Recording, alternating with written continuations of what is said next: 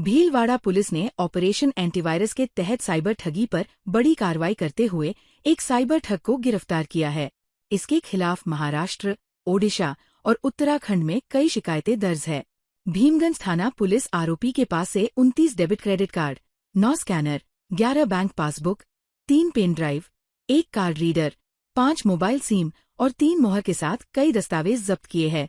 Police आरोपी से पूछताछ कर रही है, जिसमें कई खुलासे हो सकते हैं। साइबर ठगी की शिकायत पर भीमगंज थाना पुलिस ने वांछित आरोपी अनमोल नगर निवासी वाहिद हुसैन को गिरफ्तार किया। पुलिस जांच के दौरान ग्लोबल बुकर्स के नाम से भी एक QR कोड मिला है, जिसके बैंक के पूल अकाउंट पर 10,036 शिकायतें व 223 FIR होना ज्ञात हुआ है। ऐसे पूल अकाउंट के संबंध में संबंधित बैंक नोडल से संपर्क कर जांच की जा रही है। भीलवाड़ा में जैविक खेती और पर्यावरण संरक्षण को लेकर RCM समूह द्वारा राज्य स्तरीय संगोष्ठी का आयोजन किया गया, जिसमें पेस्टिसाइड्स और यूरिया की वजह से हो रहे नुकसान के साथ रासायनिक खेती से मुक्ति को लेकर चर्चा की गई। संगोष्ठी का उद्घाटन सांसद दामोदर अग्रवाल ने किया।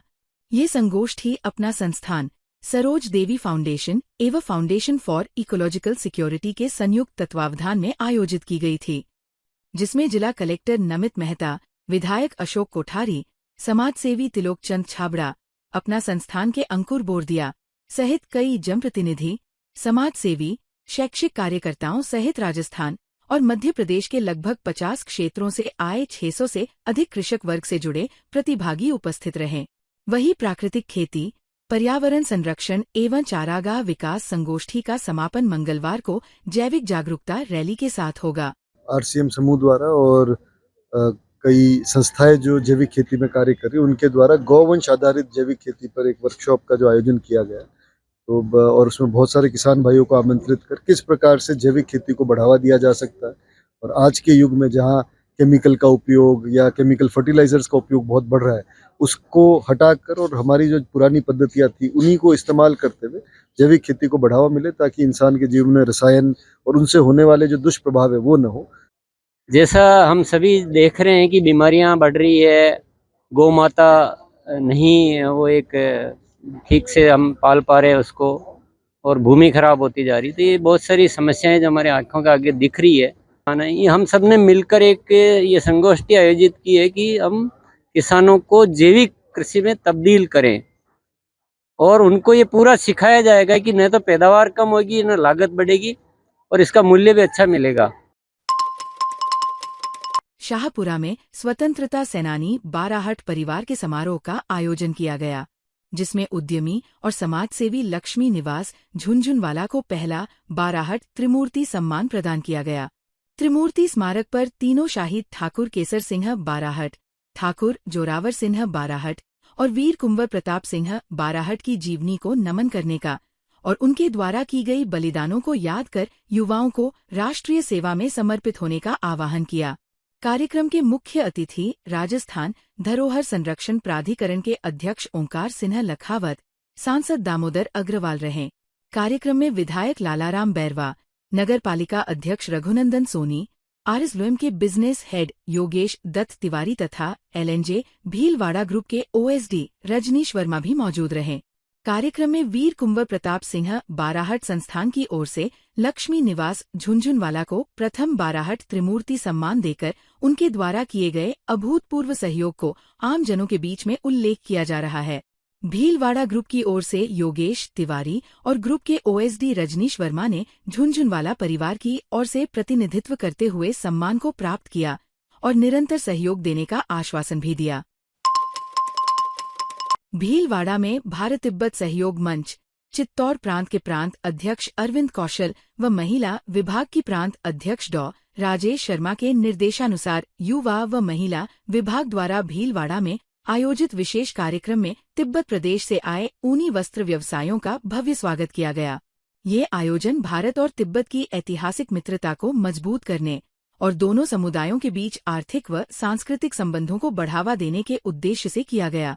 कार्यक्रम के दौरान मंच के सदस्यों ने तिब्बती नागरिकों के साथ विचार विमर्श करते हुए भारत और तिब्बत की साझा सांस्कृतिक विरासत को संरक्षित रखने पर जोर दिया। साथ ही मंच ने चीनी वस्तुओं के बहिष्कार और भारतीय व तिब्बती उत्पादों को प्रोत्साहित करने का आह्वान किया। मंच के सदस्यों ने कहा कि तिब्बती व्यापारियों का भीलवाड़ा आना भारत तिब्बत मित्रता के प्रति विश्वास और सहयोग का प्रतीक है। उन्होंने ये भी उल्लेख किया कि तिब्बतियों का ये व्यवसायीय योगदान भारत की स्थानीय अर्थव्यवस्था को भी प्रोत्साहित करेगा।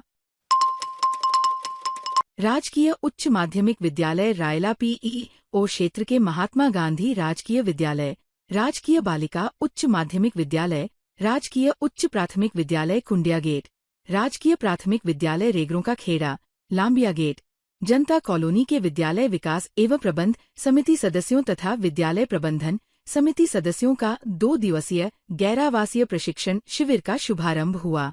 उप प्रधानाचार्य प्रेम शंकर जोशी के अनुसार संदर्भ व्यक्ति नंदराम शर्मा ने एसडीएमसी एसएमसी के गठन, कार्यप्रणाली व अधिकार क्षेत्र तथा सदस्यों के कर्तव्यों पर तथा मुख्य अतिथि यादव ने एसडीएमसी एसएमसी के उद्देश्य तथा विद्यालय में संचालित विभिन्न लाभकारी योजनाओं पर विस्तार से प्रशिक्षण प्रदान किया।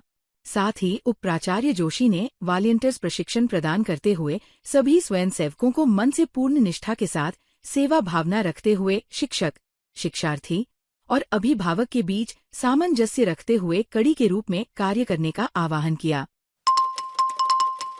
भीलवाड़ा जिले के नेशनल हाईवे 758 पर गुरलां के रंजीत सागर तालाब के 40 बीघा में सिंघाड़े की खेती हो रही है। इस खेती के कारण 15 से ज्यादा कहार परिवार अपना जीवन यापन कर रहे हैं। यहाँ पर ये खेती पिछले 50 सालों से की जा रही है। तालाब में सिंघाड़े के तैरते पौधों के बीच यह कहार परिवार नाव से इन सिंघाड़ों को निकालकर बाजार में पहुंचाते हैं। इसके साथ इन सिंघाड़ों के स्वाद भी काफी अच्छा होता है। हर दिन यहाँ पर रोजाना 25 क्विंटल से ज्यादा सिंघाड़ा का उत्पादन होता है। ये परिवार कच्चे हरे सिंघाड़े 60 से 80 रुपए व पके काले सिंघाड़े 90 से 100 रुपए प्रति किलो के भाव से बिक रहे हैं। इसके साथ ही होलसेल में 5 से 6 क्विंटल सिंघाड़े प्रतिदिन गाड़ी से कांकरोली, उदयपुर, चित्तौड़गढ़ तथा भीलवाड़ा जिले की कई मंडियों में पहुंचाए जाते हैं। कई नाम है आपको? मंजू कटागा आप? अकागे गुरला। तो ये रंजीत सागर तालाब में कतरा साल में यहाँ खेती हुई थी? ये तो बरसा पुरानी खेती है रही। सिंगाड़ा को पैदावार यहीं से हुई। तो कतरा एक दिन का एक आदमी कतरा निकाल लिया? 1 क्विंटल एक आदमी कतरा लोग बेचे है? अगर 25-30 जना बेचे। 25-30 जना बेचे। 20 दान क्या? कटे कटे जावे ये आपने? उदयपुर जाते हैं, भीलवाड़ा, पाली, बेगू। और ये कभी बुआई कभी रहेगी? इनकी गर्मी में होती है। कब?